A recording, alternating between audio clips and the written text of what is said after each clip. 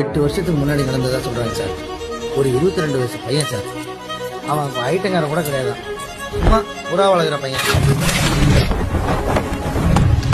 இந்த அவன் வேற லெவல் ஆயிட்டான்னு சொல்லுவாங்க சார். அதுக்கப்புறம் 8 வருஷம் ஆச்சு. இந்த ஏரியாவில் அவன் தான் சார் பெரிய குழி. நம்மளாம் அவனை தொட கூட முடியாது சார். அவன் பேர் என்ன சொன்ன? மாறி. உள்ள பூச்சிங்களெல்லாம் ஐடியா வருது, செஞ்சிரு.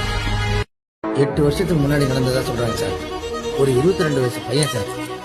அவன் ஐட்டங்காரன் கூட கிடையாது, சும்மா புறா வளர்க்குற பையன்.